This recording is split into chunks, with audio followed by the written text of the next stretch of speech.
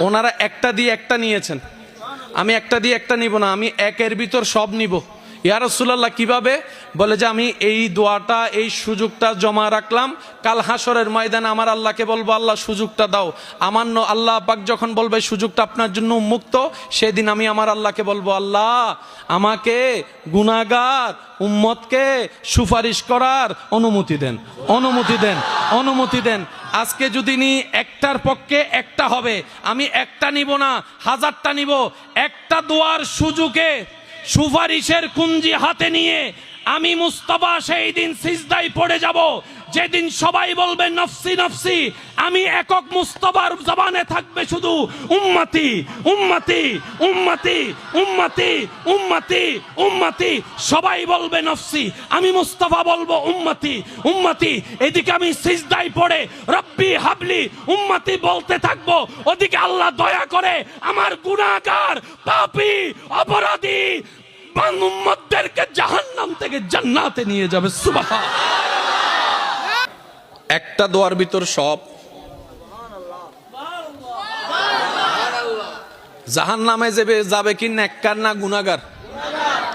একটু জোরে বলেন। আমাদের কি সওয়াব বেশি না গুনাহ বেশি? আমরা কি জান্নাতে চান্স পাই বেশি নাকি জাহান্নাম পাওয়ার সুযোগ বেশি? বেশিরভাগ কিন্তু জাহান্নামী। নবী বলে তোরা পরে যাবে জাহান্নামী, আমি রাস্তা আগে থেকে খুলে রেখেছি। এবার আসেন, জান্নাতে যাওয়ার সবার ইচ্ছা আছে না নাই? আর একটু জোরে বলেন। জান্নাত দিবেন কে? জান্নাত দিবেন কে? জান্নাত বানালেন কে? সেই আল্লাহ সিদ্ধান্ত নিয়েছেন। জান্নাতের দরজায় দুইজন ফেরেশতা লেগে রেখেছেন, ও ফেরেশতারা যতক্ষণ পর্যন্ত আমার হাবিব মুস্তাফা না আসবে জান্নাতের দরজা খোলা যাবে। আমি আল্লাহ নিয়ম করলাম জান্নাত উদ্বোধন করতে আমার হাবিব লাগবে। কথা কি বুঝে আসছে আপনাদের? জান্নাত আমাদের সবার চাওয়া, কোথায় যাওয়া? দিবেন কে? আল্লাহ পাক বলে যে জান্নাত উদ্বোধন হবে আমার নবীকে দিয়ে।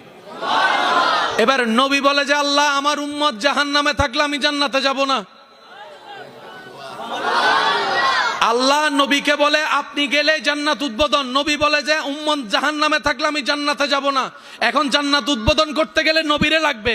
নবী বলে যে গুনাহগার জাহান্নামীকে ফেলে আমি যেতে পারবো না, আমি যাব না, আমি যাব না। এবার জান্নাতকে উদ্বোধন করার জন্য আল্লাহ যখন নবীকে ডাকবেন, নবী বলবে যে আগে আমার গুনাহগার গুলাকে জান্নাতে দেন, আমার পিছনে দেন, আমার পিছনে দেন, আমার পিছনে দেন, আমার পিছনে দেন। আমি আমার গুনাহগার উম্মতকে নিয়ে জান্নাতে যেতে চাই। বলেন সুবহানাল্লাহ।